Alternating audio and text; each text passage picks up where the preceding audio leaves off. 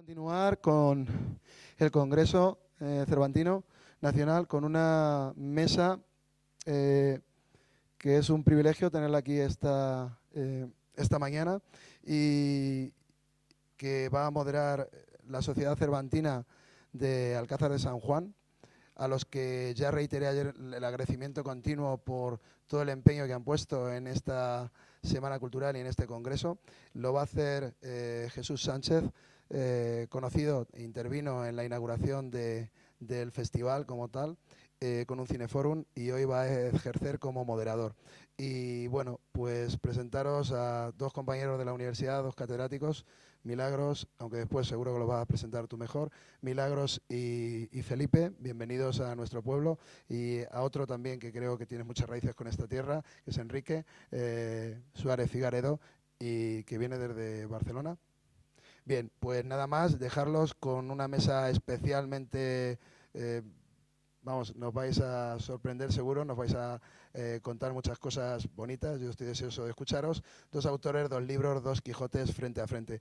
Un aplauso pido para ellos y ya le dejo toda a Jesús.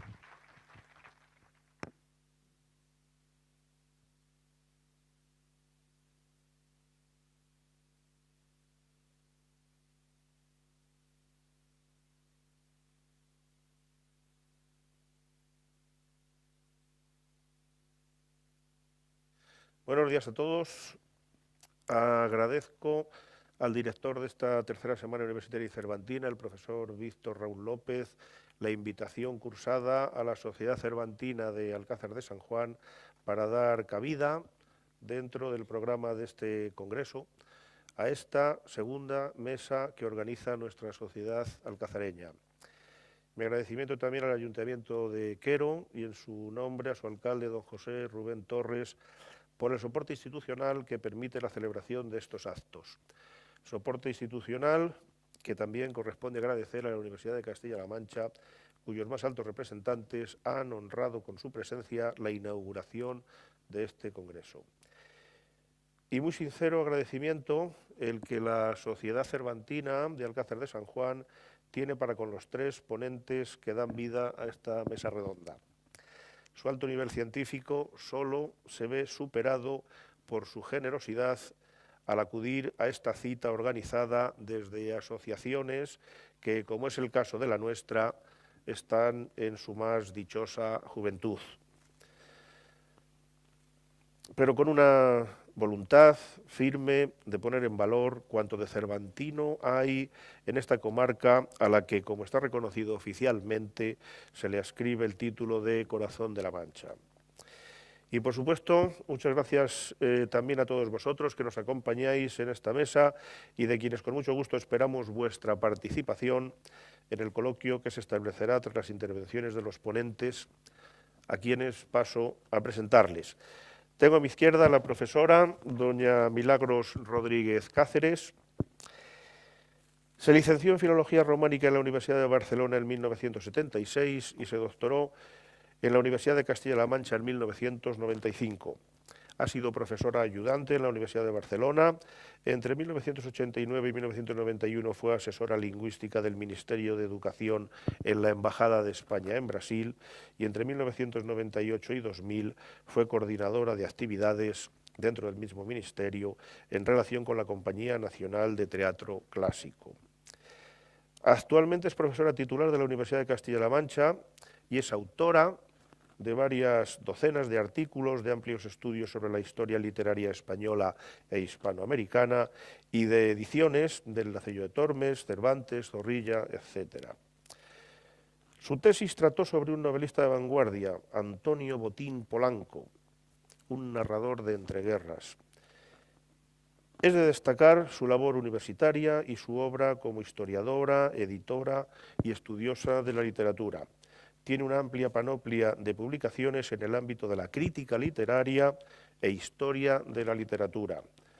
Ha colaborado con el profesor Pedraza, con quien ha compuesto varias obras, entre las que destaca un manual de literatura española entre 1990 y 2005, de 16 volúmenes, y además de otras varias ediciones, entre ellas singularmente una del Quijote de Avellaneda, que es el tema que nos ocupa, en 2014. También ha escrito varios libros de texto para alumnos de lengua y literatura.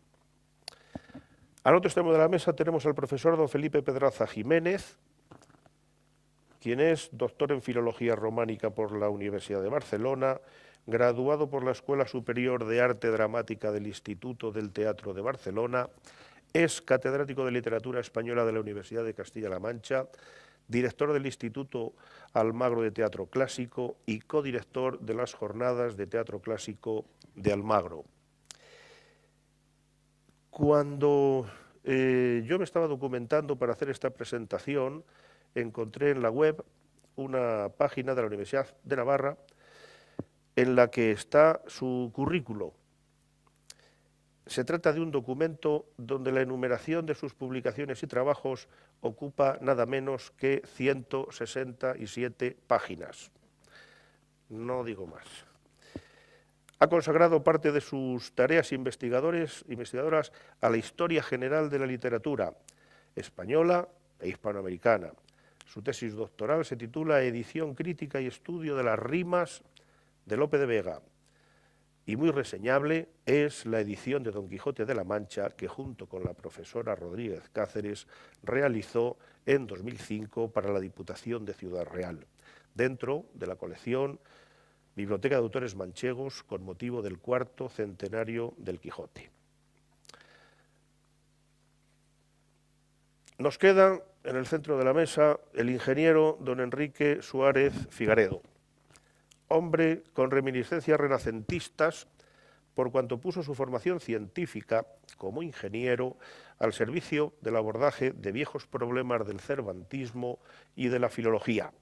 En esta línea ideó un sistema para determinar la autoría de las obras literarias de las que no estaba segura dicha autoría, basándose en las construcciones lingüísticas que emplean los autores de una forma repetitiva y no deliberada. De forma que con este método ha determinado el autor de la Avellaneda. Para el señor Suárez Figaredo se trata de Cristóbal Suárez de Figueroa, la persona que se esconde tras el seudónimo de Alonso Fernández de Avellaneda. Ello en base a este altísimo porcentaje de aparición de los patrones de escritura empleados en el resto de sus obras de Fernández de Suárez de Figueroa, que aparecen en el Quijote de Avellaneda. Asimismo, entre otras líneas de trabajo, se ha dedicado a compulsar los ejemplares originales de las primeras ediciones de obras clásicas españolas. Don Enrique Suárez encontró en la Biblioteca Nacional una desconocida segunda edición del Quijote de Avellaneda. Segunda edición por cuanto se había pensado que en el siglo de su aparición solo había tenido el Avellaneda una única edición. Hallazgo importante por cuanto significa que la acogida de la obra fue mayor de la que se suponía. También le cabe el honor de haber colaborado con Francisco Rico en la elaboración de su edición del Quijote para el Instituto Cervantes. Y finalmente, y es el momento oportuno para anunciarlo, don Enrique, que además es socio honorario de la Sociedad Cervantina Alcazareña, ha tenido la generosidad de facilitar a dicha sociedad el texto de su edición del Quijote de Avellaneda, que estará disponible de modo gratuito en la web de la sociedad, que ya les adelanto que en un brevísimo, pero brevísimo plazo estará operativa. Junto al texto de Avellaneda estarán disponibles también en nuestra web sus muy cuidadas ediciones de las obras cervantinas más relevantes, incluida una edición adaptada del Quijote de Cervantes. Y hechas estas presentaciones, pasemos al tema objeto de la mesa redonda. El tema que hemos propuesto a los especialistas invitados se titula Dos autores, dos libros y dos Quijotes frente a frente, los de Cervantes y Avellaneda. El objeto de mis siguientes palabras es proporcionar el paisaje de fondo del tema en cuestión. Pues bien, ¿qué interés puede tener para el ciudadano instalado en el siglo XXI el leer un falso Quijote de un falso autor, Alonso Fernández de Avellaneda, ya que, como hemos dicho, se trata de un seudónimo. Pues bien, se me ocurren dos motivos. Uno, el que por sí mismo es una meritoria obra de la literatura clásica española, ejecutada con una buena arquitectura y por un autor solvente y con oficio. Y dos, sin embargo, es seguro que buena parte de los que nos acercamos a ella lo hacemos con otro fin, con el fin de conocer mejor a Cervantes como escritor y de entender mejor su obra más famosa, El Quijote. No solo porque la aparición en 1614 del Quijote de Avellaneda es el catalizador que estimula y condiciona a Cervantes para acelerar la publicación de la segunda parte de su Quijote, sino porque mediante la comparación de los dos libros, los dos autores y los dos personajes, vamos a comprenderlos mejor. Sobre los autores cabe significar que apenas el lector actual se adentra en el texto de Avellaneda, advierte ciertas diferencias con el de Cervantes. El lenguaje es, en muchas ocasiones, zafio. Sus episodios son ásperos. Don Quijote y Sancho son a menudo tratados con rudeza por el autor del apócrifo. Nada que ver con la suavidad y bonomía de la prosa cervantina y el trato afable que Cervantes da a sus personajes. El estilo del Quijote de Cervantes es espontáneo y ameno y destaca una inteligente ironía. En el Avellaneda se complace más en la comicidad de lo escatológico y el ridículo grotesco. Sobre los libros, muy brevemente, cabe reseñar cómo el apócrifo no fue objeto ni de lejos del éxito editorial del primero. Tendrá que llegar el siglo XVIII para que desde sectores de la oficialidad de la cultura española, así Blas Nasarre, se valoró al Quijote apócrifo como adornado de valores superiores al cervantino. Por lo que respecta a los protagonistas, el Don Quijote cervantino es una mezcla sugerente de loco y cuerdo, un personaje lleno de matices, mientras que el de Avellaneda se acerca más a un mero demente sin ninguna visión del mundo, un loco que acaba encerrado en un manicomio. Pero hay otros cambios drásticos en los personajes. La idealizada Dulcinea desaparece del texto de Avellaneda, donde por contra el personaje femenino central es Bárbara, una prostituta vieja y con la cara atravesada por una cuchillada. Y voy terminando ya, no sin decir algo sobre uno de los temas que a mí particularmente me suscitan mucho interés, como es el de los itinerarios, los caminos y la geografía física reflejada en ambas obras. Hay dos grandes diferencias entre ambas obras. En la de Cervantes, la mayor parte de los caminos y de las poblaciones que aparecen en el texto carecen de cualquier referente razonable que permita identificarlo en la geografía real.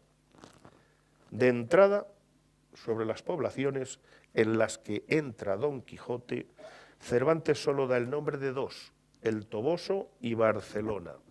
El resto son lugares innominados. Por otra parte, los caminos en el Quijote de Cervantes apenas se describen. Ya lo sentenció magistralmente Flaubert cuando dice, tratando de cómo la capacidad evocadora de la prosa cervantina nos hace generar imágenes en nuestra mente, dice Flaubert, cómo se ven esos caminos de España que no han sido descritos en ningún lugar. Además, en la obra de Cervantes parece que Don Quijote, en sus desplazamientos, casi va esquivando los núcleos de población. Al de Avellaneda, por contra, le suceden las más de sus aventuras en un ámbito urbano, identificado con su nombre y en muchos casos con una toponimia inequívoca. Finalmente, la lógica de los desplazamientos camineros en el Avellaneda se adecua sin ningún esfuerzo a los repertorios de caminos de Villuga y Meneses. Los principales episodios se desarrollan a lo largo del corredor que une Zaragoza con la Corte, en el eje caminero configurado por las ciudades de Toledo, Madrid, Alcalá de Henares, Sigüenza y Zaragoza. Por el contrario, el plan caminero en el Quijote de Cervantes no es menos caótico que el plan cronológico. Y es que Cervantes, como era la tónica en la literatura de entretenimiento de su época, tenía muy poco interés en ser fiel a los imperativos del calendario y de la geografía física. Pues bien, vamos a empezar. Tenemos aquí un ramillete de los mejores avellanedistas del momento, que ya participaron en un importante coloquio sobre este tema que tuvo lugar en la Biblioteca Nacional hace unos 3 años, que por cierto lo tenéis también disponible en Internet. Nuestros 3 ponentes tienen una acrisolada vocación didáctica y os animo a que tras su exposición les preguntéis cuanto se os ocurra sobre este asunto Avellaneda menos conocido de lo que se debiera. Y con esto termina mi presentación. Le paso la palabra a la profesora Rodríguez Cáceres. Muchas gracias. Bueno, ante todo quisiera agradecer la invitación a estas jornadas cervantinas, a los organizadores, a Víctor, a los amigos de la Sociedad Cervantina de Alcázar de San Juan. Muchas gracias por el gusto de poder estar aquí esta mañana hablando de un tema que es tan importante para todos nosotros. Sin duda, la dialéctica entre los 3 Quijotes, los 2 de 1605 y 1615, salidos de la pluma de Cervantes, y el de 1614, firmado por Alonso Fernández de Avellaneda, constituye una de las cuestiones que más han apasionado a los investigadores áureos desde el siglo XVIII a nuestros días. Lo cierto es que se han dedicado la mayor parte de las energías a analizar los datos que pueden ayudarnos a descubrir quién fue el autor que firmó la obra. Mucha menos atención se ha dedicado a estudiar desde la distancia y el escepticismo crítico la estructura, valor y sentido del Quijote de Avellaneda. Buena parte de los críticos y lectores se han limitado a insistir permanentemente en la enorme distancia que separa a las novelas de uno y otro, y a emitir juicios peyorativos sobre la de 1614. Luis Gómez Canseco, uno de los más calificados estudiosos, habló del odio que rezuman muchos de los comentarios. Así es muy difícil, prácticamente imposible, disfrutar de su lectura. No creemos que quepa discutir las conclusiones de un eminente cervantista como Riley, cuando afirma que Avellaneda carece de la sutileza y simpatía de Cervantes y trabaja de modo mucho más tosco. Claro que sí. Pero también convendría valorar cómo fue capaz de captar algunas de las incitaciones estéticas que le ofrecía el modelo. Al seguir las huellas del primer Quijote, Avellaneda se presenta como prolongador de una obra de éxito popular, no como un creador autónomo. Pero podemos convenir en que hay en su intento un apreciable interés y complejidad. Es un puro disparate situarse en la perspectiva de una disputa literaria que tuvo lugar hace ahora 400 años. Perspectiva a la que se han aplicado a veces calificaciones que han inducido al error, ¿no? Hablar de Avellaneda como fraude, engaño. Lo cierto es que el odio a Avellaneda tiene mucho de quijotesco. Particularmente apasionante, me parece, en cambio, analizar el influjo que la obra de Avellaneda pudo tener sobre la redacción final de la segunda parte publicada en 1615. No hay duda de que la aparición del nuevo Quijote fue un acicate decisivo para que Cervantes culminara su proyecto. Hay indicios racionales que permiten afirmar que, pese a haber denunciado la inminente publicación de la segunda parte de su obra en agosto de 1613, un año después, el relato, que había de tener 74 capítulos, solo había alcanzado el 58. La primera referencia al libro del continuador aparece en el capítulo 59. En los meses que siguieron, Cervantes tuvo que acelerar el ritmo de la escritura y buscar nuevos argumentos y situaciones que dieran adecuada respuesta a la obra de su rival. Es interesante apuntar cómo la aparición del Quijote de Avellaneda proporcionó al primer autor la posibilidad de profundizar en una de las claves estéticas más sorprendentes e innovadoras de su nuevo relato: el juego metaliterario, es decir, tratar en una obra literaria sobre la propia literatura, e interliterario, o sea, incorporar a un poema, relato o pieza dramática personajes, estructuras o situaciones que pertenecen a otras creaciones literarias, ya sean propias o ajenas. En el último mes de agosto, Felipe Pedraza y yo nos ocupamos de este asunto en un congreso celebrado en la Universidad Argentina de Mendoza. Voy a resumir algunas ideas esenciales. Sin duda, Cervantes estaba convencido de que su Quijote de 1605 era una obra singular y de extraordinario relieve, pero era consciente de que en su continuación no podía seguir con las escenas de entremeses que acaban en palos, ni con los burdos engaños de que hacen víctima al hidalgo los demás personajes.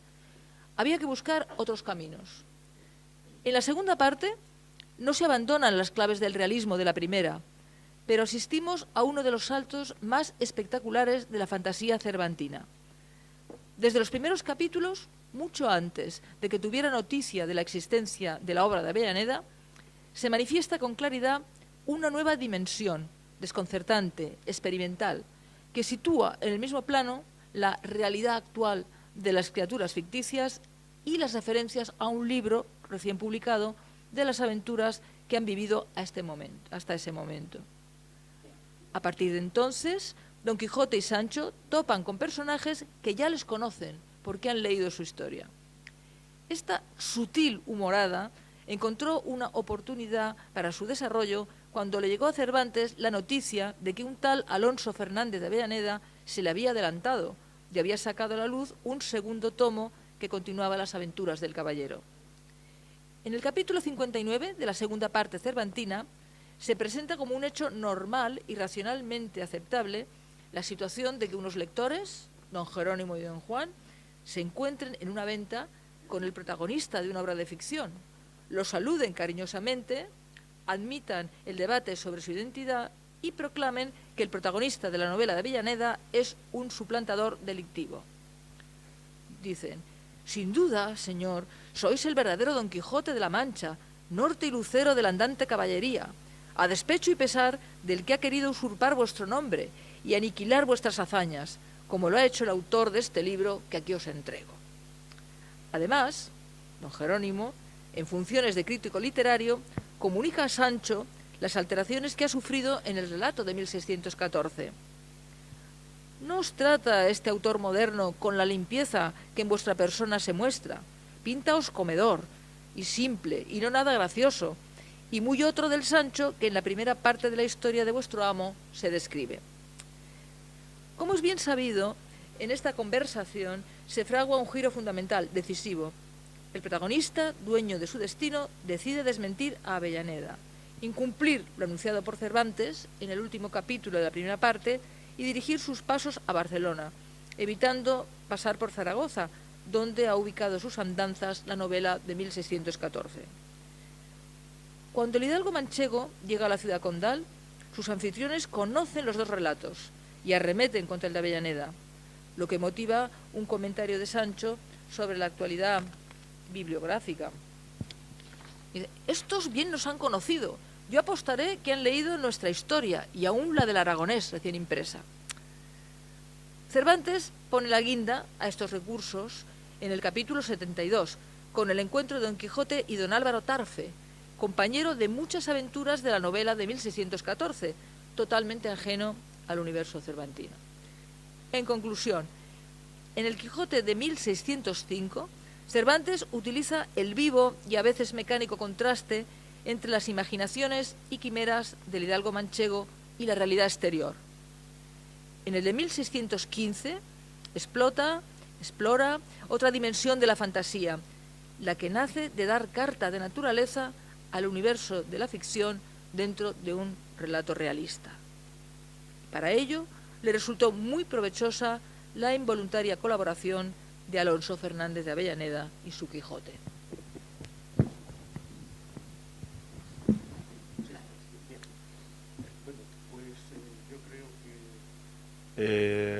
Tenéis la palabra. Yo creo, por seguir el orden de la presentación, pues si le parece al profesor Pedraza. Me parece estupendo. Muy bien. Ya que se nos ha planteado en dos facetas el contraste entre entre el Quijote de Cervantes y el Quijote de Avellaneda, vamos a apuntar algunos otros temas que pueden ser de interés, centrándonos fundamentalmente en el menos conocido, que es el de Avellaneda. En torno a Avellaneda, bueno, en torno a Cervantes, y Avellaneda forma parte del mundo cervantino, eso hay que tenerlo muy presente. Todos sabemos que corren una serie de nociones, a veces de bulos, de lo que se llama técnicamente hipercrítica, es decir, poner en duda absolutamente todos los datos que se nos ofrecen. Uno de esos datos que se ha puesto en duda es justamente algo que, en mi concepto, ofrece pocas oportunidades para ser escéptico al respecto, y es el lugar y la fecha de publicación. No hay ninguna duda, en mi concepto, de que efectivamente el Quijote de Avellaneda se publicó en Tarragona en la imprenta de Felipe Roberto en 1614. Todos los elementos que confluyen en ese texto coinciden. Sin embargo, ha habido cervantistas que nos han propuesto, lo que a mi entender es una mera especulación, una quimera sin ningún fundamento, que la obra se publicó en Barcelona. También tendríamos que entrar en discusión, pero como vamos a entrar más tarde, lo dejamos, sobre quién es Fernández de Avellaneda y por qué deducimos que es un seudónimo. No tenemos por qué suponer que es un seudónimo. No tenemos más datos sobre ese seudónimo que las palabras de Cervantes, que era parte interesada y probablemente muy desinformada sobre este asunto. De modo que partir de ese supuesto, no digo yo que no lo sea, digo solo que no es tan claro. También tenemos que alejarnos del mundo polémico que desde el siglo XVIII ha rodeado esta historia. Bueno, desde el siglo XVII, desde su misma aparición, ha rodeado esta relación entre los dos Quijotes frente a frente, y ya saben que a veces eso se ha manifestado de una forma un tanto brutal y, en mi concepto, muy poco racional. En el siglo XVIII, Gregorio Moyán y Siscar cargó con inusitada rabia contra ese envidioso de la gloria de Miguel de Cervantes Saavedra y codicioso de la ganancia de sus libros, cuya obra consideraba indigna de cualquier lector que se tenga por honesto. Así es que ya saben, todos los que hayan leído el Quijote de Avellaneda, y si encima les ha gustado algo, entran dentro de este cupo de los lectores poco honestos. Yo estoy en entero desacuerdo. No, lo que cometió Avellaneda, lo que hizo Avellaneda, no cometió nada. Ni fue un crimen, ni fue un fraude, ni fue un engaño. Y Milagros y yo, porque hemos trabajado conjuntamente en este asunto, estamos convencidos que Avellaneda no fue un envidioso de la gloria de Cervantes. Antes bien, al contrario, Avellaneda fue un admirador de Cervantes. Lo admiraba tanto que se dio el trabajo de suspender sus actividades, que las tendría, parece que seguro, por el perfil que podemos trazar del autor, tenía otras actividades y se dedicó a continuar la novela cervantina. Y encima, lo ha explicado Milagros, nos dio a todos la oportunidad de disfrutar del segundo Quijote. Porque tenemos que en esto ser claros. El Quijote de 1605, presumiblemente de 1615, el tercero de los tres Quijotes que se suceden en el tiempo, probablemente no se hubiera acabado de no mediar el acicate de Alonso Fernández de Avellaneda. Y en todo caso, si se hubiera acabado, no hubiera sido el que actualmente tenemos. El que actualmente tenemos tiene una de sus encantos literarios, de sus piruetas literarias que lo hacen profundamente moderno, justamente en el auxilio que le prestó, involuntariamente desde luego, Alonso Fernández de Avellaneda. Y hay rasgos en el Quijote de Avellaneda que hay que tener muy presentes. Avellaneda aprendió en la lectura del Quijote y en la lectura del Guzmán de Alfarache varias lecciones literarias que eran de extraordinaria importancia. Aprendió cómo construir, con algunos resortes no siempre los mejores, pero también Cervantes tampoco lo domina enteramente, aprendió a construir una novela larga y aprendió a construir una novela realista.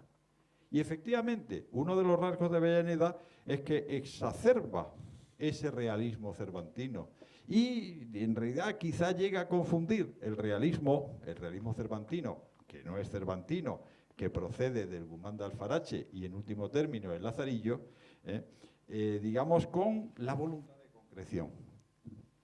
Avellaneda siempre quiere llamar a las cosas por su nombre. Los pueblos tienen nombre propio.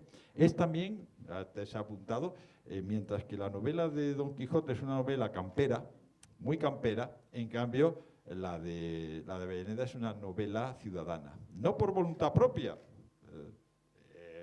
la evolución del relato lo llevó a Avellaneda a plantearse esa insistencia en el mundo urbano, en el mundo de las ciudades, a las que pone nombre, como pone nombre a las primeras de cambio, a algo que no lo tenía, que es el protagonista. El protagonista del Quijote no tiene nombre hasta el último capítulo de la segunda parte. Sin embargo, lo tiene ya, distinto al que Cervantes le pondrá, en el primer capítulo de la novela cervantina. Se llama Martín Quijada. El pueblo de cuyo nombre no quería acordarse, Avellaneda se acuerda perfectamente. Argamesilla, no tiene la menor duda al respecto. De modo que hay esa voluntad de realismo que se transforma en, digamos, concreción de todos los elementos. Así es que, claro, nos dice de dónde es, cómo se llama, en qué circunstancias vive, ha aprendido de Cervantes cómo los elementos menudos de la vida. Recordemos que una de las claves del realismo cervantino es como en la primera página, una de las cosas que nos señala es el menú semanal del caballero. Cuando todos sabemos, nos lo contó más tarde Medido a Crítico, un ilustre novelista inglés, que los personajes de las novelas se caracterizan porque comen muy poco, prácticamente no comen nunca, no duermen, no tienen necesidades fisiológicas de ningún tipo, y están haciendo siempre cosas. Bueno, Cervantes quiere contradecir esos clichés literarios y lo primero que nos dice es que come el caballero, pero también Avellaneda nos cuenta cómo sana el caballero. ¿Y cómo sana? Pues sana precisamente con una alimentación adecuada que nos describe con minuciosidad. Por las páginas de Avellaneda desfila la fauna de los caminos y de las ciudades de la España de Felipe III. Es una obra que a sus contemporáneos les tenía que producir una impresión de realidad, porque lo que allí se describe, lo que allí se evoca, es exactamente lo que ellos podían ver en cuanto salieran al camino, en cuanto salieran a las ciudades. De modo que Avellaneda aprende este elemento con mucha perfección. Lo lleva un poquito más lejos, porque tengamos en cuenta que hemos tenido el Guzmán de Alfarache, hemos tenido el primer Quijote, el Quijote de 1105, pero casi en las mismas fechas tenemos otra obra maestra de nuestra literatura, otra obra narrativa maestra, que curiosamente, queriendo imitar a estas, da un giro radical a lo que es el lenguaje novelesco, que es el Buscón de Quevedo. ¿Conocía el Buscón de Quevedo? No lo sabemos si lo conocía, sabemos que circulaba en manuscrito, pero quizá no lo conociera. Sí conocía el ambiente literario en que se gestó el Buscón de Quevedo. Y esto, en el caso de Avellaneda, se concreta, se cristaliza en la representación de un universo degradado. El libro de Avellaneda lleva ese realismo al interés por los aspectos insalubres, nauseabundos de la realidad. Hay un cierto feísmo expresionista en el Quijote de Avellaneda que también tiene extremado interés, pero también siguiendo las huellas cervantinas quiere poner una mesa de trucos en la Plaza de la República, quiere poner otros acentos. Y en el Quijote de Avellaneda tenemos también una perspectiva aristocrática. Don Quijote trata con personajes de la nobleza, participa en actividades de esta élite social. En Zaragoza se convierte a veces en involuntario protagonista de estas fiestas cortesanas, con lo que añade un elemento de complementación y de contraste con ese realismo sucio, digamos, de los caminos. Y además, Avellaneda tiene otros méritos, porque tiene otros varios acentos en la novela. Quizá el más importante, curiosamente también muy cervantino, es de la intercalación de las novelas. Intercala dos novelas, El rico desesperado y Los felices amantes, que curiosamente están, digo curiosamente, porque el resto de la novela no tiene ese prurito estilístico. Y en cambio estas novelas son impecables desde el punto de vista estilístico. Son dos novelas, digamos, perfectas en su género. Son dos novelas donde plantean temas subyugantes y temas preocupantes por su dimensión filosófica, desde la salvación eterna hasta el sexo y hasta la desesperación y el suicidio. Bueno, son dos espléndidas novelas, El rico desesperado y Los felices amantes. Y quiere dar continuidad a las figuras de Don Quijote y Sancho. ¿Cómo quiere darles continuidad? Pues yo creo que aquí hay dos factores fundamentales. Uno, quiere dar continuidad al Don Quijote y al Sancho que ha conocido en los primeros capítulos, que son los que se han quedado fundamentalmente grabados en su mente, de los primeros capítulos del libro de 1605, de la primera parte del Quijote cervantino, donde, como saben ustedes, la comicidad pues tiene los rasgos de la comicidad arcaica, la que habían descrito nuestros clásicos, lo que había descrito Platón, lo que había descrito Cicerón, es decir, aquella comicidad basada esencialmente en la superioridad del receptor sobre la figura de ficción. Decían los clásicos, con mucha razón, lo dice Cicerón, lo dice Platón, nos reímos porque nos consideramos superiores a los personajes y además porque van más lejos en el resorte psicológico, porque nos alegramos de no ser tan tontos, de no ser tan feos como ellos. Todo esto nos da una alegría tal que, bien, y esto es lo que aparece en la primera parte del Quijote, sobre todo en los primeros capítulos. Y este es el humor que continúa Avellaneda. Voluntariamente, yo creo que no enteramente. Avellaneda como lector ha percibido la complejidad del humor cervantino. Ayer se hablaba de este asunto, yo estoy convencido. ¿Qué le ocurre? Que cuando quiere trasladarlo, cuando quiere convertirlo en una obra de creación, no es capaz. No es capaz, y no es capaz ni tan siquiera de darse cuenta de que no es capaz. Y se acoge a un tipo de comicidad que le resultaba más fácil, es esa comicidad excesiva, grotesca, y efectivamente Don Quijote y Sancho se convierten en una especie de caricaturas de sí mismos. No tan caricaturas respecto a la primera caracterización de Don Quijote, en el libro de 1605, pero sí del Quijote que va evolucionando y que nosotros vamos poco a poco acercándonos a él y queriéndolo más. Avellaneda no quiere a Don Quijote, como Cervantes no quiere a Don Quijote en los primeros capítulos del libro.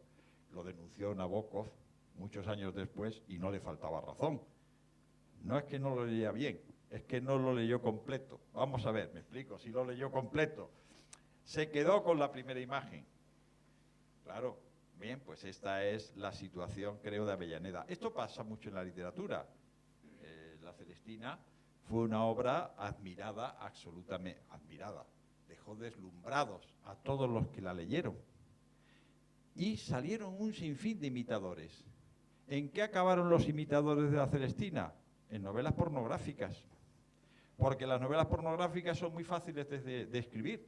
En cambio, el juego de poder que hay en la Celestina, la sutileza del lenguaje, eso es mucho más difícil. Y ellos como lectores admiraban eso, pero como creadores eran incapaces de reproducirlo. Y este es el caso de Avellaneda. Avellaneda, teniendo muchos méritos, es incapaz de dar el salto a lo que parece, lo que es esencial en el Quijote. Esa complejidad vamos a ver, la captura, la capta como lector, pero es incapaz de recrearla eficazmente como creador. Yo capto muchas virtudes de los autores literarios que leo. ¿Querrán ustedes creer que soy incapaz de imitarlos eficazmente y que no he sido capaz nunca de escribir algo que se pueda leer? Bien, pues eso es un fenómeno que se da mucho, y sobre todo se da mucho en el perfil que creemos que corresponde a Avellaneda. Nuestro colega sabe perfectamente, Enrique sabe perfectamente quién es Avellaneda. Nosotros no sabemos quién es Avellaneda, pero sí sabemos cómo es. No tenemos la menor duda de cómo es Avellaneda. Avellaneda es una persona culta, incluso muy culta. Es una persona familiarizada con el latín académico y con el latín eclesiástico. Es un aficionado, un apasionado de la literatura, un buenísimo conocedor de las tendencias que se estaban abriendo paso en el mismo momento de redactar su obra. Estaba enteramente al corriente, de verdad, íntimamente como lector. Parece muy interesado, eso también lo sabemos, en aspectos relevantes de la religiosidad de su época. Y sabemos que es devoto del Rosario y que es muy inclinado a los dominicos, que es el sector que hoy consideramos más reaccionario, más alejado de nosotros, de la Iglesia Católica y de sus doctrinas teológicas. Los dominicos representan, digamos, un punto de rigidez en el sistema, de rigidez intelectual en el sistema, hasta el extremo de que gente que consideramos próxima a nuestra sensibilidad liberal, postromántica, ¿no? Justamente ya en su tiempo propusieron, por ejemplo, en el caso de la Inquisición, que no estuviera en manos de los dominicos, que estuviera en manos de los carmelitas o de los jesuitas, porque estaban convencidos no de que serían más suaves, se entenderían mejor. Sin embargo, bien, este autor está en esa línea. Eso no nos ofrece la menor duda. Y creo que todos estos elementos pues nos llevan a... Nosotros podemos dibujar el perfil intelectual, el perfil creativo de Avellaneda.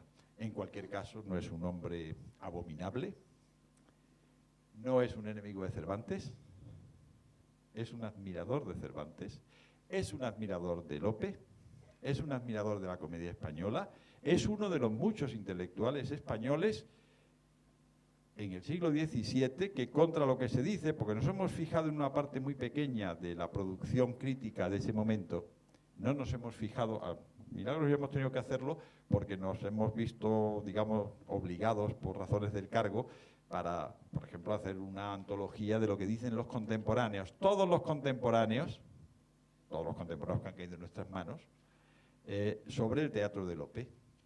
La intelectual española del siglo XVII, también el pueblo, porque el pueblo en general, toda la sociedad, porque esa es una sociedad muy literaturizada, que vive mucho dentro de la literatura, estaba convencida de que estaba asistiendo a un fenómeno singular y extraordinario dentro de la evolución de la literatura universal, que es la creación de ese arte que se dirige a todos, que se dirige a toda la sociedad, los más altos y los más bajos. Y dentro de ese arte se dieron enseguida cuenta que había dos pilares. Uno, el teatro comercial, o tres, si ustedes quieren. Uno, el teatro comercial, que les parecía realmente soberbio. Estaban convencidos de que nunca jamás los clásicos grecolatinos ni los de ningún otro sitio escribieron como se escribía en el siglo de oro. Y el otro de los pilares es la nueva novela. La novela inaugurada por el Guzmán de Alfarache y Mata Alemán y continuada por Cervantes. Esta es una literatura que habla a todos los públicos y que resulta realmente admirable, extraordinaria, novedosa, divertida, porque tiene que empujar al lector de página en página. Y podríamos incluso hablar de un tercer pilar, que es un pilar lírico, como es toda la popularidad del romancero. El romancero vive un momento de esplendor en esa tesitura, justamente final, las postrimerías del siglo XVI. A este grupo de intelectuales pertenece Avellaneda. Por lo tanto, yo les invito a que se olviden del fraude, del crimen, del engaño, ningún fraude, ningún crimen, una bien intencionada admiración hacia Cervantes, que lo plasma en una novela que no tiene las dimensiones de la cervantina, pero que es extremadamente estimable.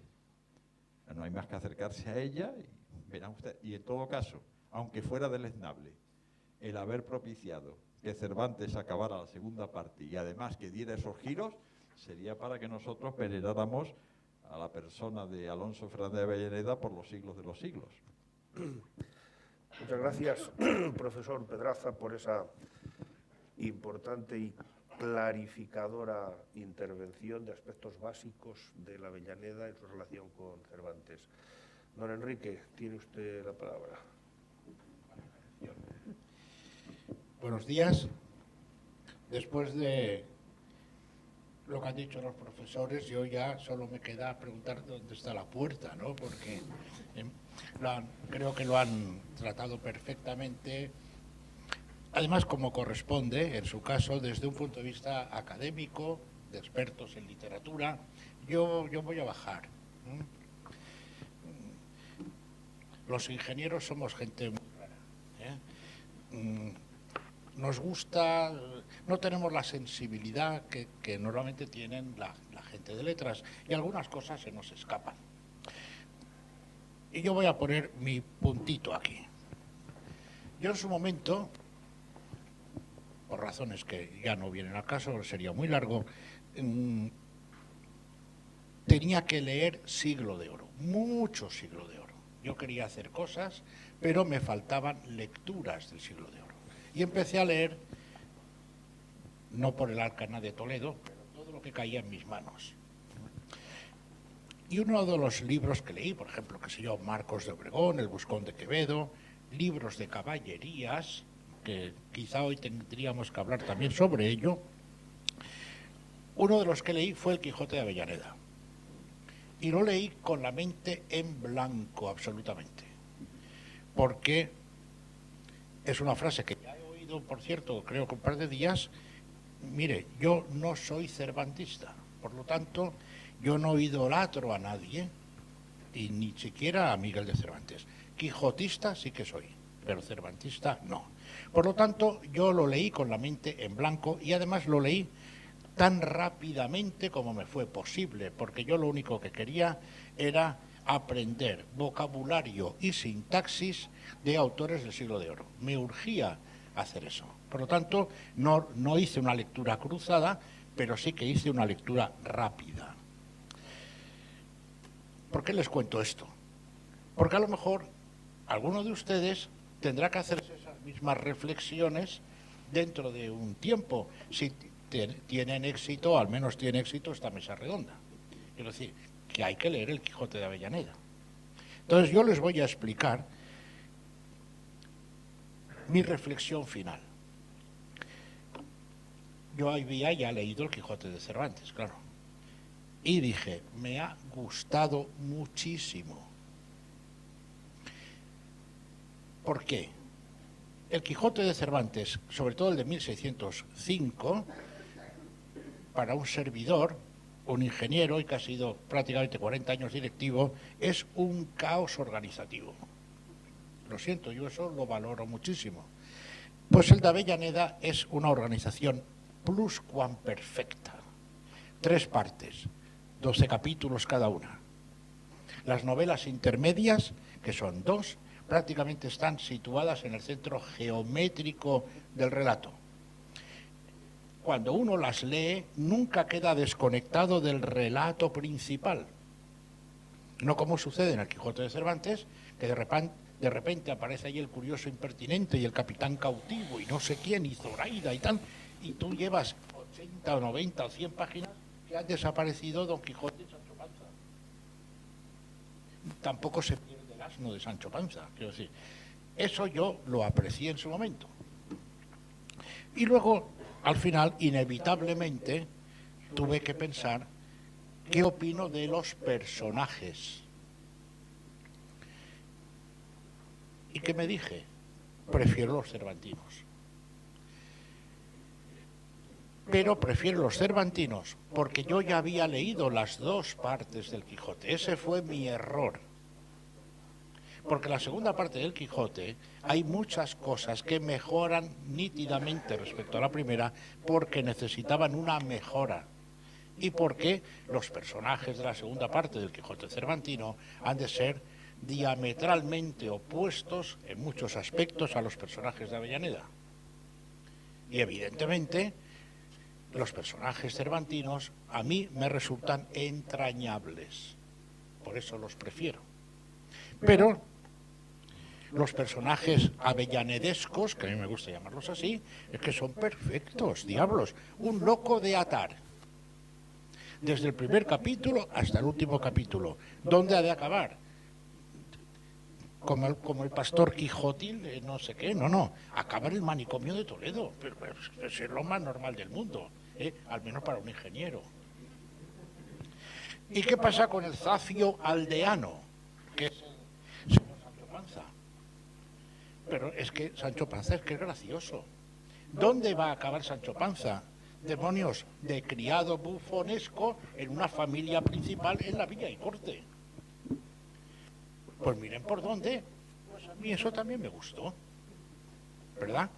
Pero prefiero el Quijote de Cervantes, las dos partes, no la primera solo. Si tengo que elegir entre la primera y el Quijote de Avellaneda, cuidadito conmigo, que soy un peligro, ¿eh? Soy un peligro. Ahora, las dos partes, Cervantes no era tonto. Y Avellaneda le dio una oportunidad fabulosa. Primera yo creo que para pasar a la historia de la literatura, que no estoy seguro si habría pasado, publicando las dos partes del Quijote. En segundo lugar, enseñándole muchas cosas que Cervantes, que no era tonto, vio las ventajas que le ofrecían. Comparen ustedes el Sancho de la segunda parte de Cervantes con el de la primera. Es mucho más protagonista, porque el protagonista del Quijote de Avellaneda es Sancho Panza.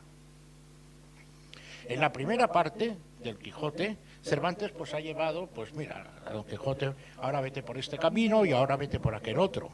Y esto también se agota. Cuando tú veas venir dos frailes montados en dos mulas, pues ya no vas a pensar que son dos sultanes de Persia que llevan una princesa secuestrada. Ya no vale. Avellaneda los lleva a un entorno urbano y palaciego y los convierte en elemento de diversión de los personajes de buen gusto de las ciudades. Esto es otra oportunidad para Cervantes y ya lo creo que la aprovecha, ya lo creo que la aprovecha. Esto es muy importante, ¿eh? Porque nos está diciendo que Cervantes, que tenía que llevar un cabreo monumental contra el señor Avellaneda, también lee y también copia, también imita y también mejora. Esto es muy importante. Hay una cosa que prácticamente se ha comentado aquí, pero les voy a poner un ejemplo. Siempre se ha dicho que Avellaneda era un bellaco incapaz de copiar a Miguel de Cervantes. Un bellaco. De acuerdo. Y se ha dicho que era incapaz porque no llegó a imitarle. Yo no estoy seguro de que quisiera imitarle. Avellaneda siempre dice que él tiene un humor diferente de Cervantes.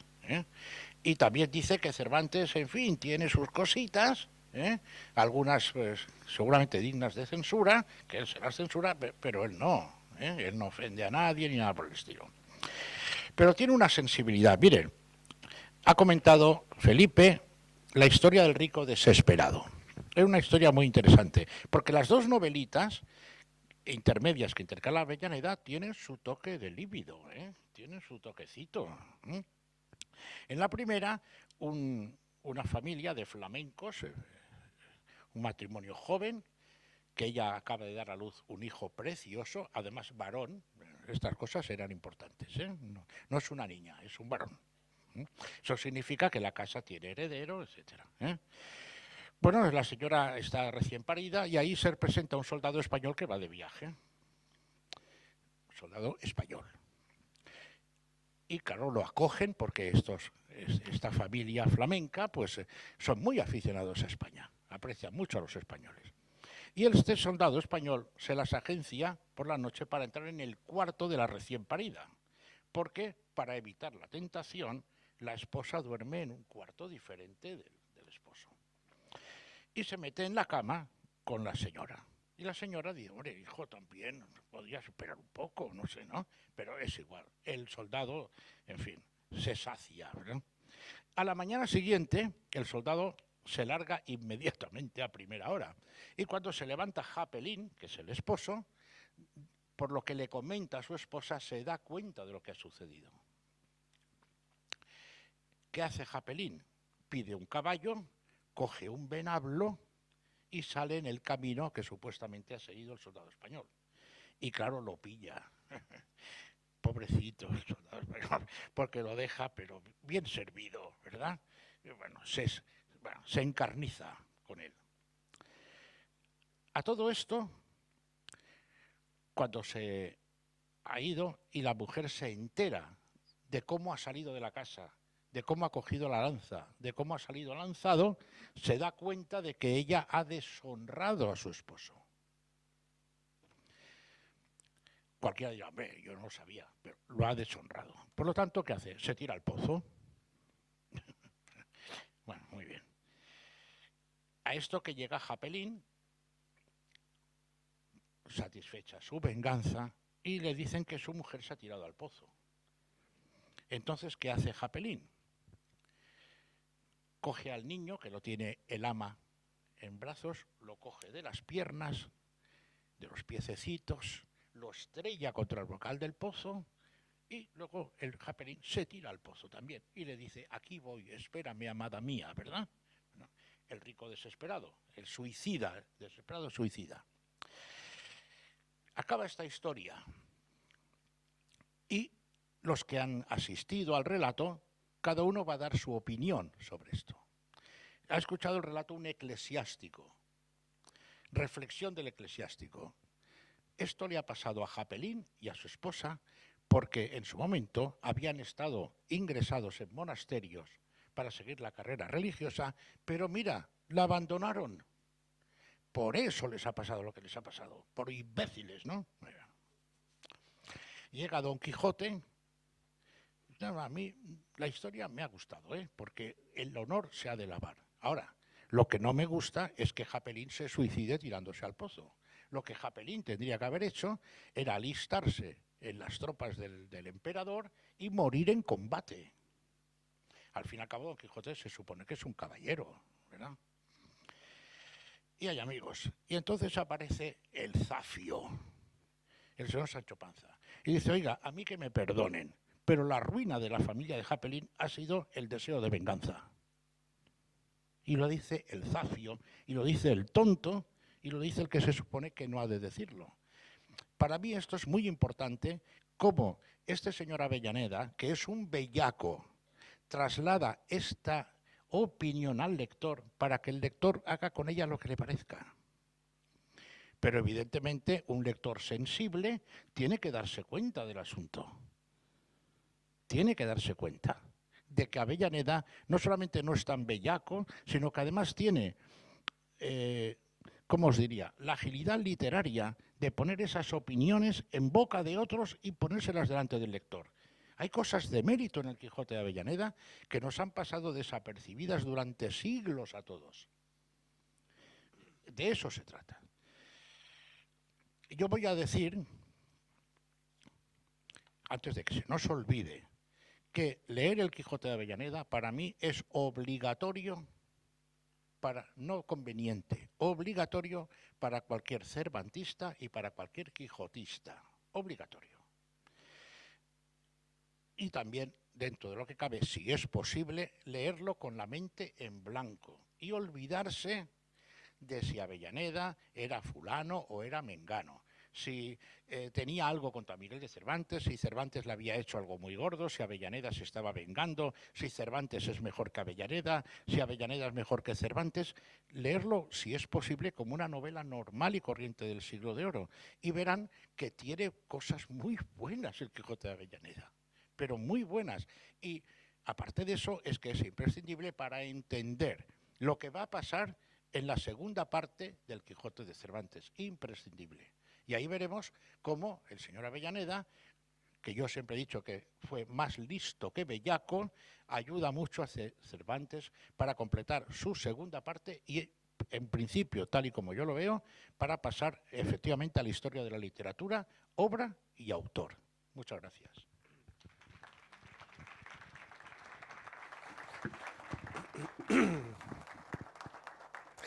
Muchas gracias, don Enrique. Una intervención también extremadamente clarificadora. Nos quedamos, subrayamos esa mención a que es obligatorio, con todas las letras de la palabra obligatorio, para cualquier cervantista o quijotista el leer el Avellaneda. La segunda parte del Quijote de Cervantes no se puede entender efectivamente ese juego con don Álvaro Tarfe sin tener leída el Avellaneda.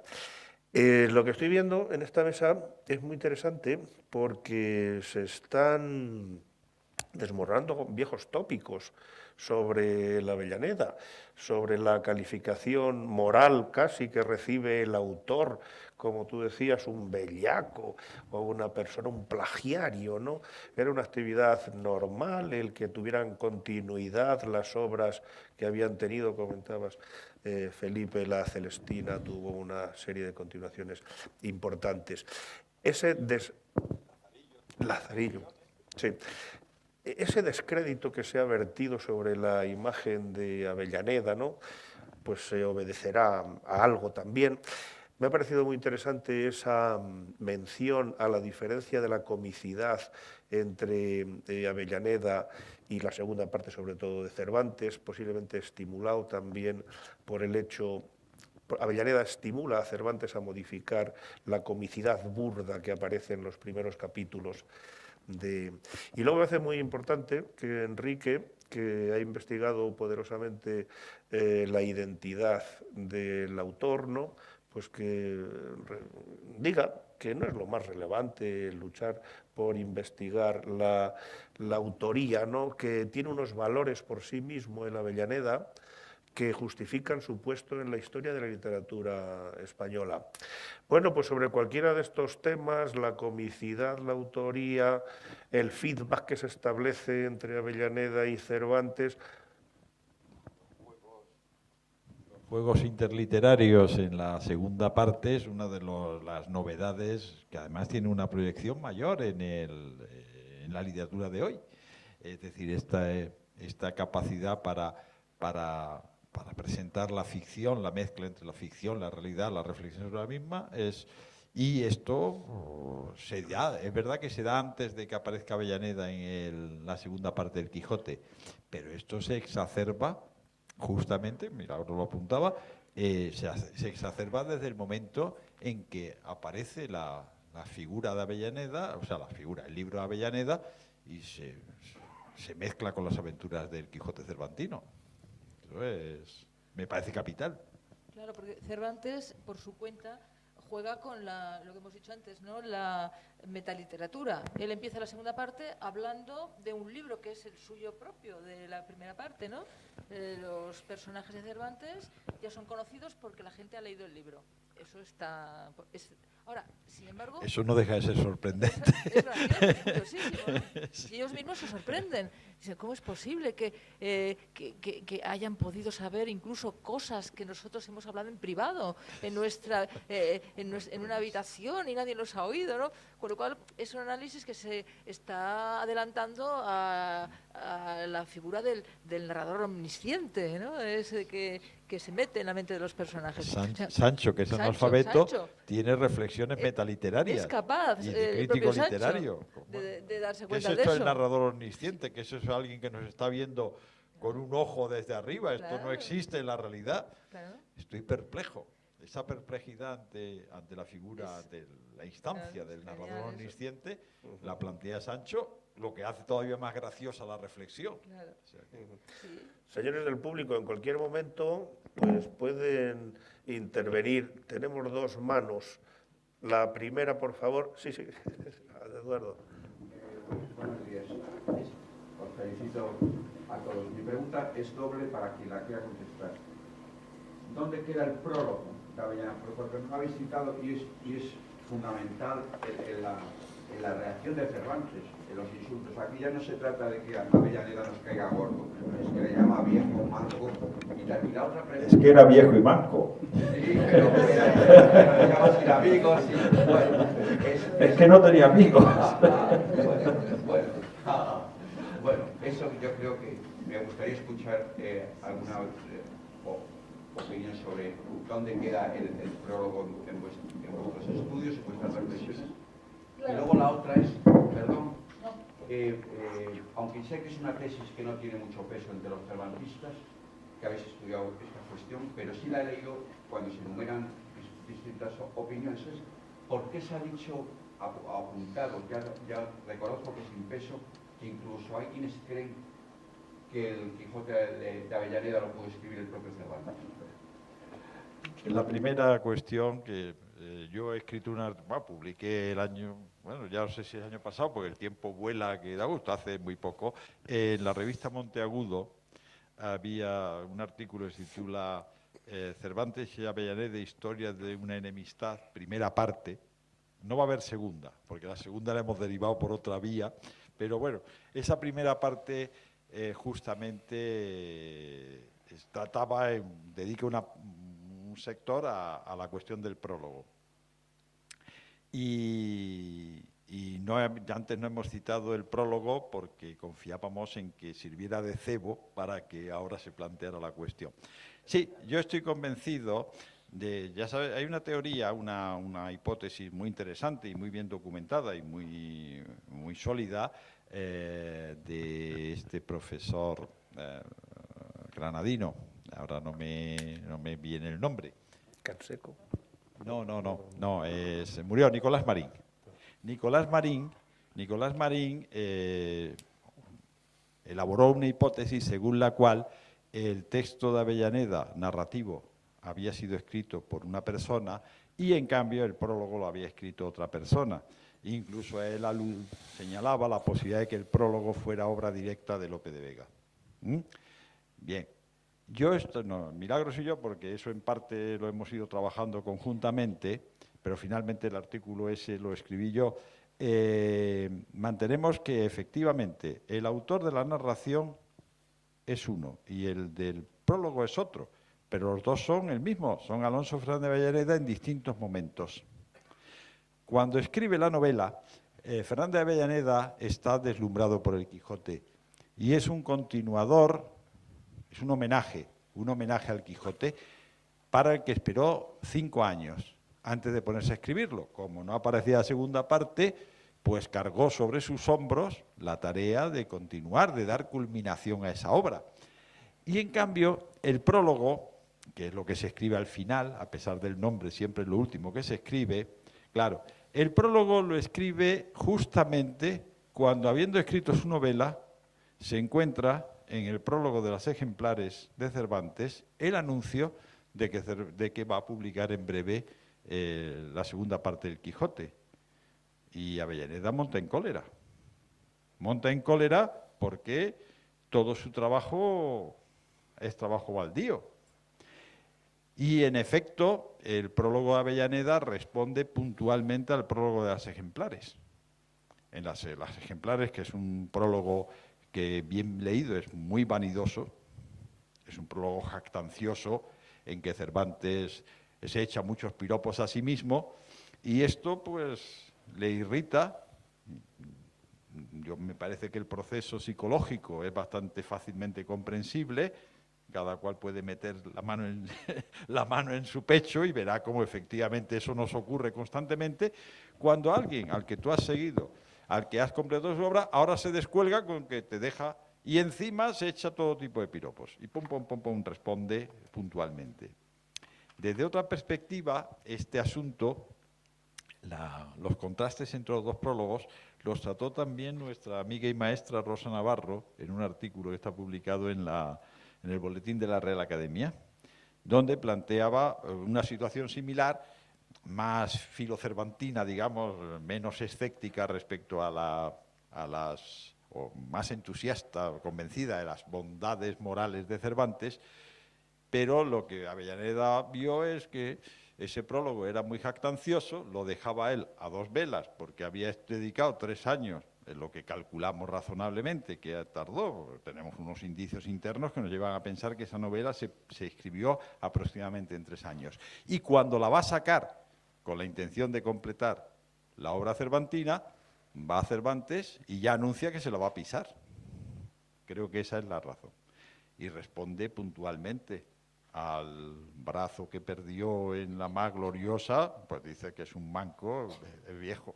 Bien, creo que esa es una de las claves, es una respuesta al prólogo ejemplar.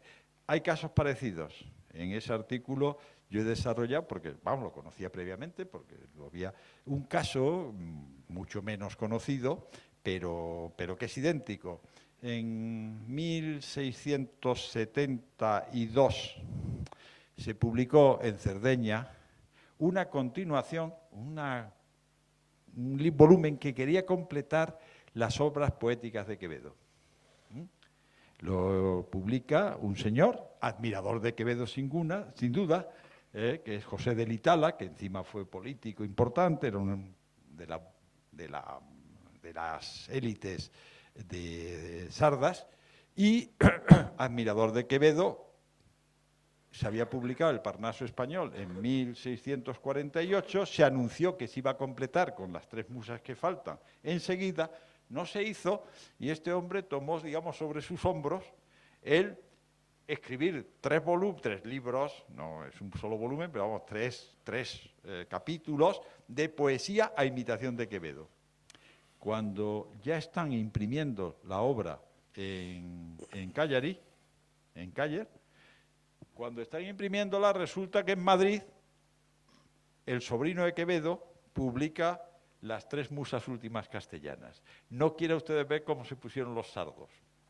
Hay un prólogo, firmado por un tal Jaime Salicio, que insulta al sobrino, dice que lo que ha publicado de Quevedo es indecente, totalmente contradictorio con lo que habían hecho.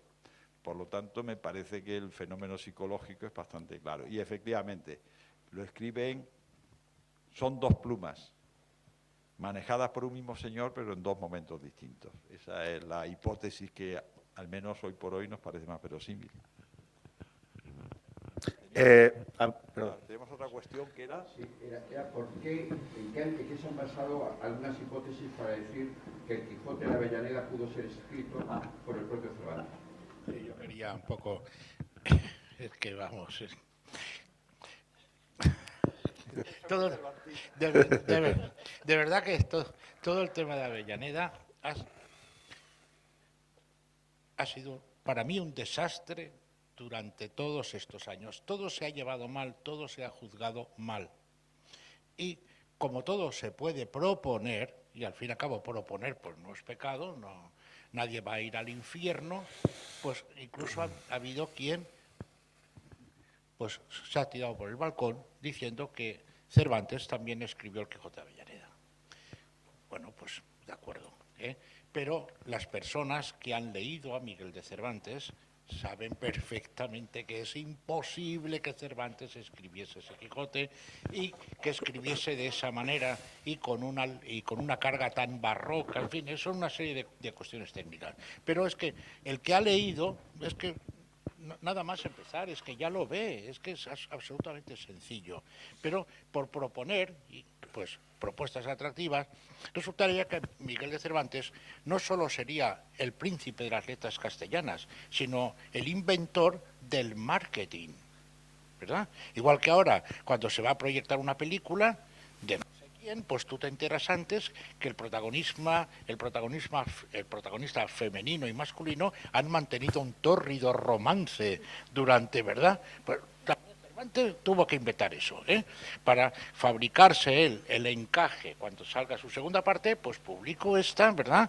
Y me forro, ¿verdad? Y publico 2 libros. De eso nada, monada, que dicen en Asturias. Cervantes no escribió el Quijote de Avellaneda y le dolió muchísimo, muchísimo. Y yo quería hacer un comentario sobre lo que dice, muy importante sobre lo que ha dicho Felipe. Felipe y Milagro saben que estuvimos no hace 3 años en un coloquio parecido a este y cuando a mí me invitaron yo habría ido de igual manera, solo por conocerlos a ellos, al igual Gómez Canseco, ¿no? Pero dije, por favor, que no hablemos de quién pudo ser Avellaneda. Y eso que yo tengo un candidato y me lo he trabajado, pero es que es irrelevante. Lo ha dicho Felipe. Y es lo más importante, no es cualquiera, no es un estudiantón famélico que decía Francisco Rodríguez Marín, no es Miguel de Cervantes, es un señor que sabe escribir, que ha leído, yo creo que era un ratón de biblioteca, que lo ha leído absolutamente todo, y que la pluma le corre pero con mucha facilidad, ¿vale? Y una cosa que sí que es importante, para cualquiera que quiera meterse en estas elucubraciones, el autor del texto y del prólogo es el mismo. El mismo. Lo que sucede es que dentro pues hay un autor y hay un novelista, y en el prólogo hay alguien que tiene algo que decir y lo va a decir, y sin ese prólogo no lo habría publicado, porque entonces es que no tiene gracia. Pero en el prólogo no es una crítica ni a la obra de Cervantes, ni tan siquiera a la figura de Cervantes. Es una respuesta directa y muy irritada al prólogo de las novelas ejemplares. Sí, a la soberbia. Es punto por punto. Del que se cree que es alguien, ¿verdad? A ese, por eso le doy el prólogo. Te vas a enterar, te vas a enterar de que no has hecho bien. Perfecto. Constantino, tiene la palabra. Pues yo felicitar por las ponencias, porque han sido muy ilustrativas y sobre todo porque han conseguido el objetivo de volver a releer con ojos nuevos otra vez todos los textos. Y me han pisado la pregunta, porque aunque yo soy un lector normal, yo quería que me dieran una aproximación parecida, porque quisiera saber a dónde apunta, qué tipo de persona, de qué élite o de qué podría haber estado detrás de esa autoría, aunque yo sé que no quieren hablar de ello, pero sobre quién podría recaer. No solamente queremos, no es que no queramos hablar, es que hemos hablado. Milagros, yo lo digo porque además eso lo publicamos conjuntamente, lo elaboramos y lo publicamos conjuntamente. Para nosotros es clarísimo que nosotros sabemos cómo es Avellaneda. Entonces, por ejemplo, esto entra en conflicto con algunos de los descubridores de la identidad de Avellaneda, porque hay algunos de los candidatos que se han propuesto que tienen que ser, en mi concepto, olvidados, enteramente olvidados. ¿Por qué? Pues porque no reúnen las características, no encajan en lo que revela la escritura de Avellaneda. No puede ser Jerónimo de Pasamonte. Se ha llegado a proponer No puede ser. Que había muerto. Sí, sí, también. Bueno, tengamos en cuenta que también es que se ha dicho que es prácticamente todo el Parnaso español. Sí. Son 20, 30 nombres, todos ilustres, con otro estilo enteramente distinto, que suspendieron su lengua y se pusieron a hablar de otra manera cuando escribieron. También eso se da, tampoco es decir, no hay escritores. Todos los hablantes usamos registros distintos según lo que queremos transmitir. Y no habla lo mismo, y ahora se había planteado este problema, el señor que narra que el señor que habla en nombre propio. Claro, la diferencia entre cualquier prólogo y una novela es que en el prólogo habla en nombre propio el individuo que escribe. Allí habla un narrador, con lo tanto este señor se transmuta en narrador. O sea, entonces hay que eliminar, hay que eliminar muy pocos, porque la mayor parte de los candidatos que se han propuesto son gente, pues claro, del mundo literario, son buenos conocedores de literatura contemporánea, son autores que han escrito otras obras, y a veces se plantea ese problema. ¿Cómo es posible que este señor escriba una novela estimable, que es lo que mantenemos nosotros, y al mismo tiempo sea la única obra que escribe? Bueno, no hay sino recordar que Fernando de Rojas solo escribió La Celestina. O sea, que si alguien es capaz de salir, es decir, hay ocasiones... ¿Y el Lazarillo? El Lazarillo, ¿quién escribió el Lazarillo? Evidentemente el señor que escribió el Lazarillo, para nuestros efectos, sea quien fuere, solo escribió el Lazarillo, porque aunque escribiera otras cosas, no hay ninguna otra realidad literaria contemporánea que tenga la dimensión del Lazarillo. O sea, ese fenómeno no es tan curioso, se da, porque es gente que, todos los escritores, que a veces se han elaborado durante mucho tiempo el estilo en la lectura y de pronto aflora una creación. Y después, a veces porque no les conviene socialmente, renuncian, no les interesa ese mundo, incluso porque ese mundo muchas veces, ese éxito se vuelve contra ellos, o contra lo que ellos creen que es su vida. El propio Quevedo, que no es el mismo caso, pero sí es un caso paralelo en un sentido. Quevedo no quiso publicar su obra, o sea, fue reteniendo la publicación la impresión de su obra, porque estaba convencido, quizá no sin razón, que estaba muy gracioso que circulara en manuscritos y que la gente se lo atribuyera. pero le podía perjudicar en sus aspiraciones políticas y cortesanas el imprimir el Buscón. Y solo lo publica cuando ya es un clamor popular que ese libro es un libro grandioso y que en nada le va a perjudicar. O sea, lo publica, si es que interviene, que eso es una discusión que tienen los cervantistas, en 1626, 20 años después de las fechas en que presumiblemente se escribió. O sea, bueno, esas cuestiones pues son... Claro, es apasionante el enigma de Avellaneda, no la identidad que yo creo que... Tengamos en cuenta que había mucha... Es una sociedad, la del 17, muy literaturizada. Incluso gente analfabeta conoce resortes literarios. Es la sociedad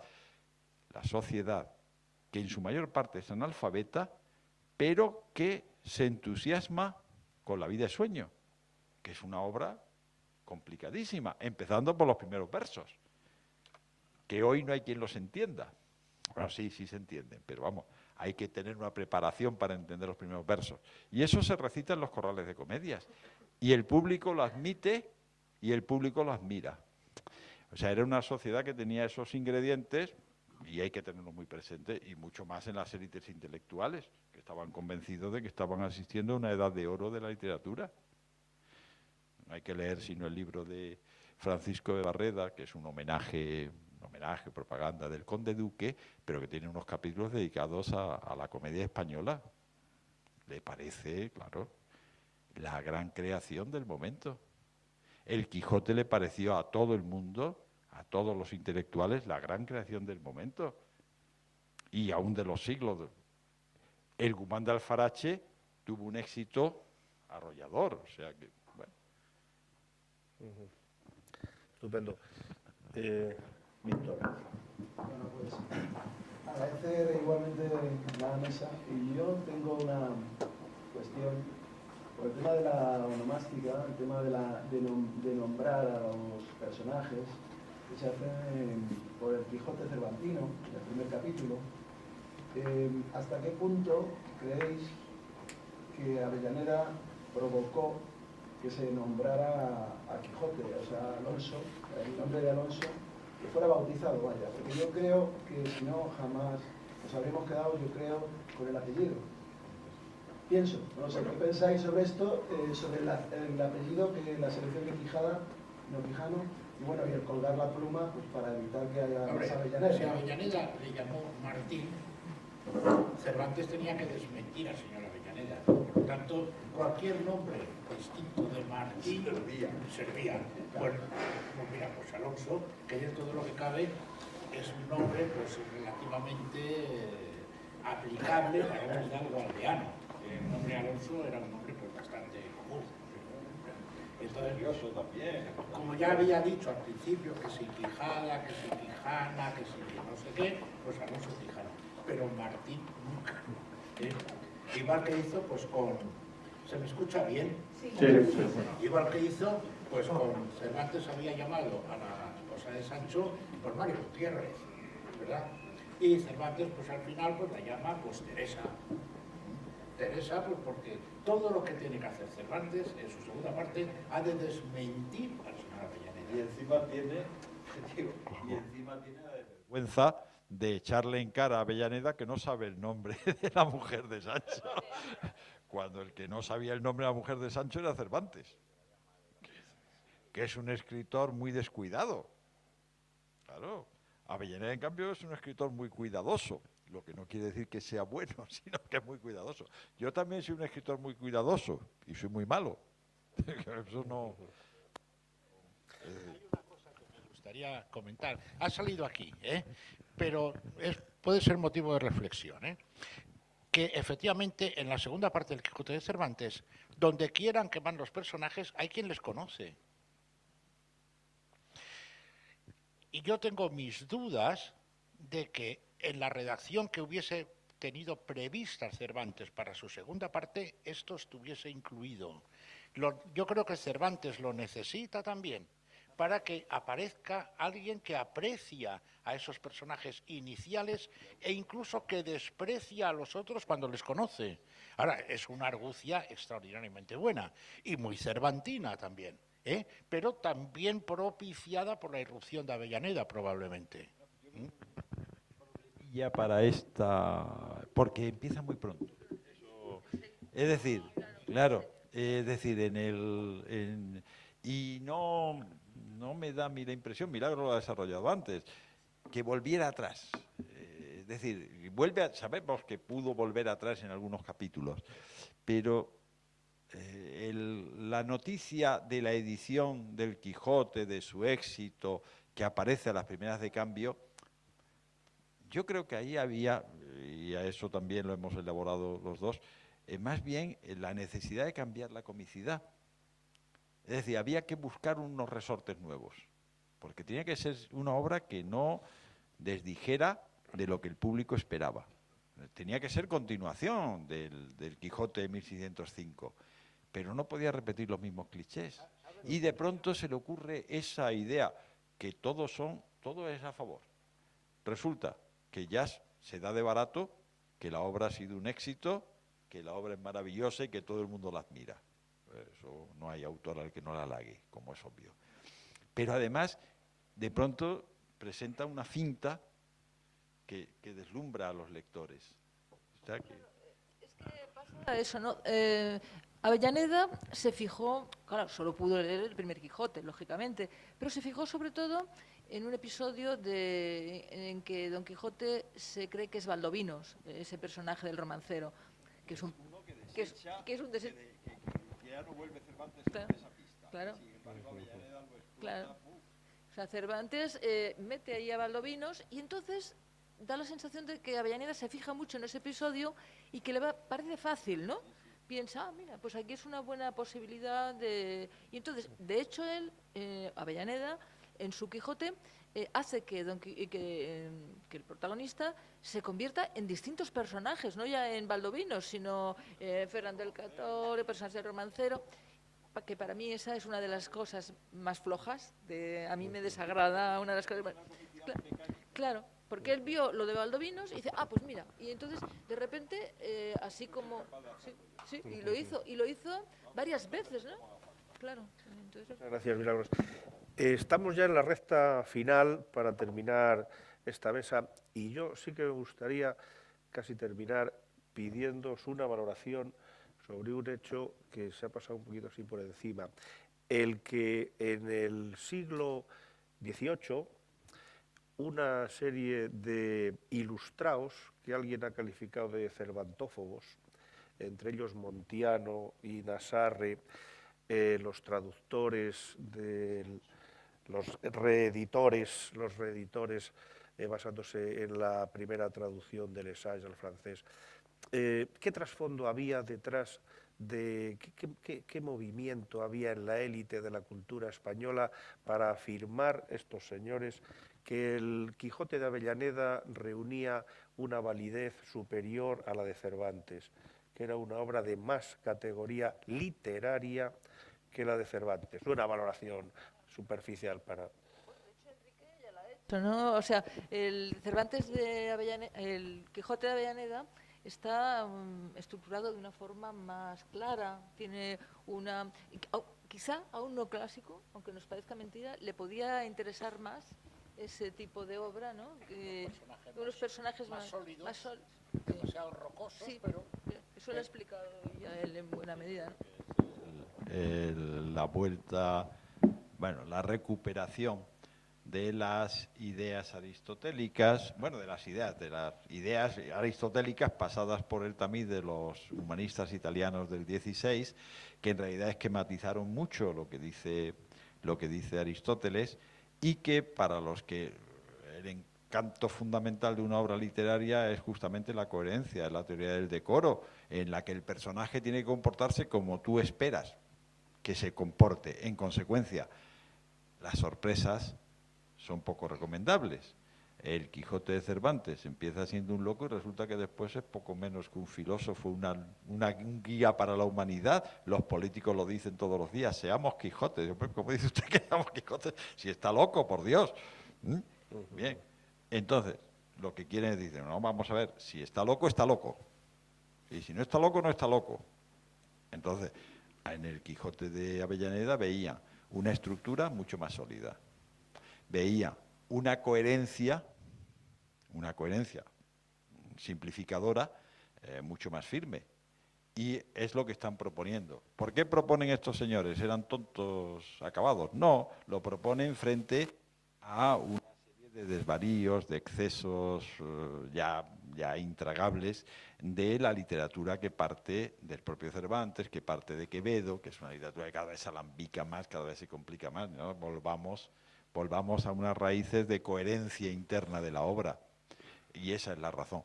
No eran cervantófobos, porque entre otras cosas se editaron de publicar las obras de Cervantes.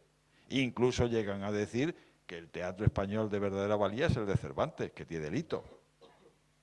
Y que en cambio Lope pues escribe unas cosas lamentables, Calderón desvaría.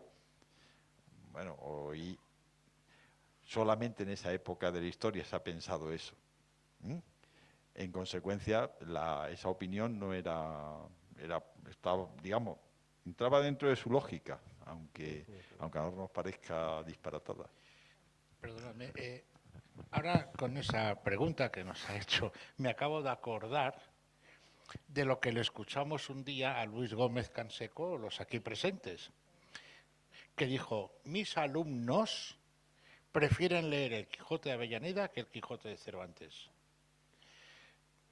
Creo que dijo porque era más sencillo, porque lo entendían mejor, porque no era tan rebuscado. Seguramente también pues porque a lo mejor era un trabajo editorial, pues no sé si mejor que los Quijotes de Cervantes, que cada tomo tiene como 500 erratas.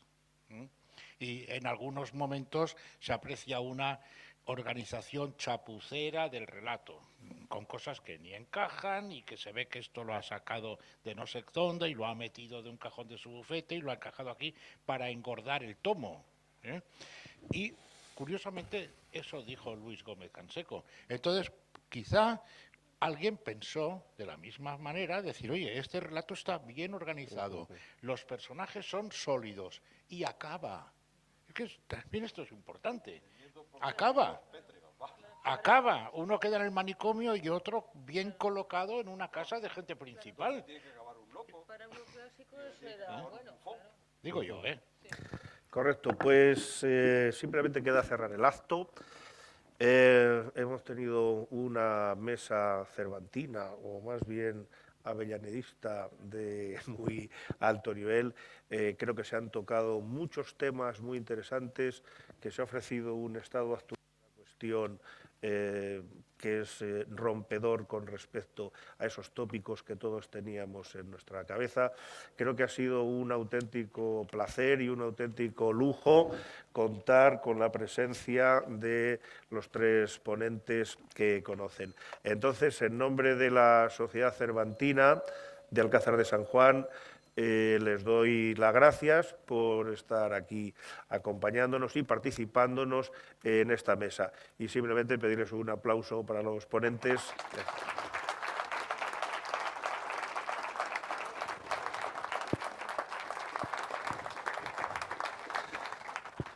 Y esto es todo. Podemos irnos a comer. No, un segundito. ¿Quiere decir Víctor algo?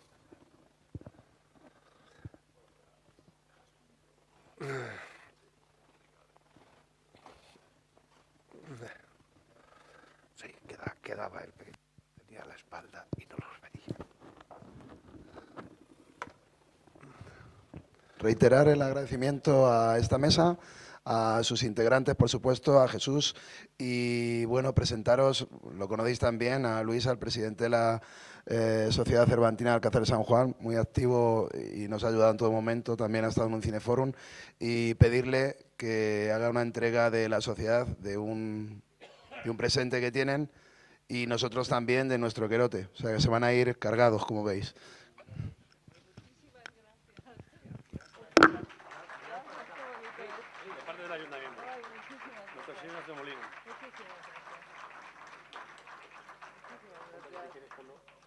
Ah, sí, perdón. Anda, que también. Ay, para que se vea claro. Enrique, muy bien. Muchas gracias. Muchísimas gracias. Nada. Gracias. Nuestro emblema, José Molino. A Que ver, lo por coja aquí. bien. Muchas gracias. La próxima vez vendré con la maleta, ¿eh? O el carro de la compra. Mira. Gracias.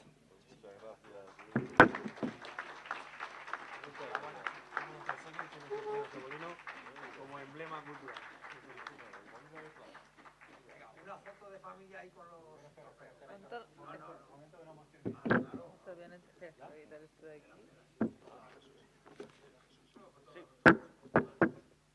Yo creo que el éxito también de una mesa es la moderación de la mesa. Se han portado muy bien. Ahí.